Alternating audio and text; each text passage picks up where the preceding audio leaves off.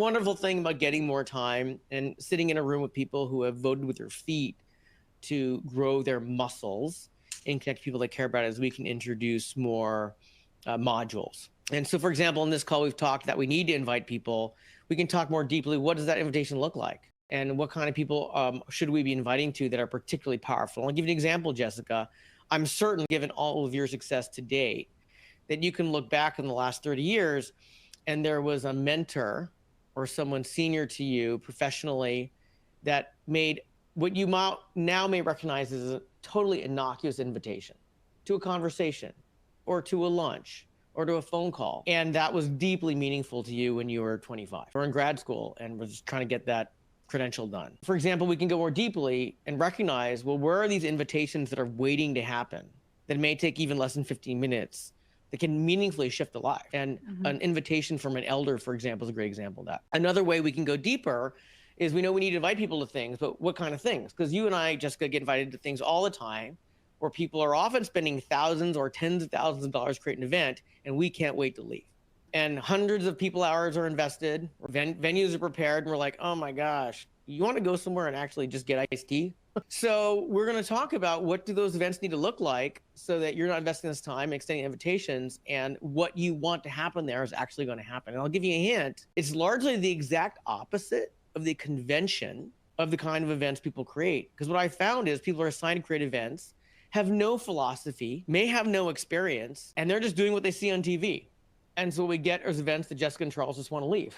So we're going to go deeper on that. And then, of course, whenever we get more time, we get to have real conversations between ourselves and say, well, who are the people you want to event? What are the cultural and power dynamics that are going on that we need to be aware of? And I'll give you an example. My mom is from Hawaii.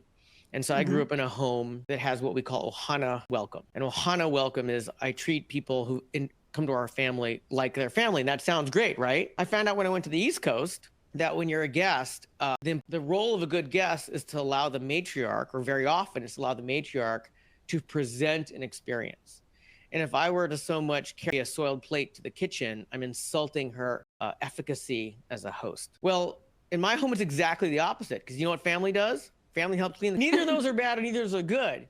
But you can understand that if we want to create spaces where people feel comfortable, we need to understand, okay, there may be exactly opposite expectations of what good hosting and good guesting looks like. That's not bad, but we just want to be ready for that. And that we don't demonize people who are getting it wrong, or we prepare people appropriately so they can feel relaxed and not wonder, why are people giving me the stink eye? Because I'm trying to help clean up. Yeah. Yeah. So I love this, bringing this back to a workplace example. So many organizations are now demanding that people come back to work in person, and they try to do it with these events.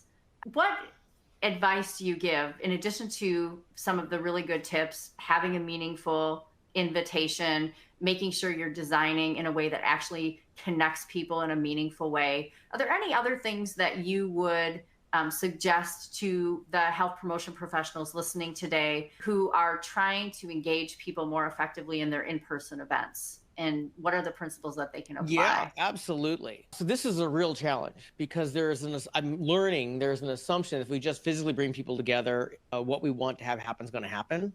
And I call that a gather and hope strategy. In fact, my wife just came back last week from a trip cross country because her company said, hey, we want you to go hang out with these people. She came back and said she didn't think it was worth her time. She wants to be connected with her colleagues. She likes her colleagues. That was possible. They just didn't know how to create that. So one of the things that is really important is if you're asking people to travel and be away from their family, the event needs to be fun. That doesn't mean that it's super expensive and exciting and novel, but it needs to be fun and not necessarily the absolute cheapest option you could arrange because this was assigned to do it and technically people are together. And what I bring up is, if you think of all the people that you've created friendships with that you would call in the middle of the night with a challenge, be it medical or flooding house, the events that you spent with them were fun. Full stop. So if we're inviting a team together to spend time because we want them to connect and it's not fun, then we've already toxified that experience.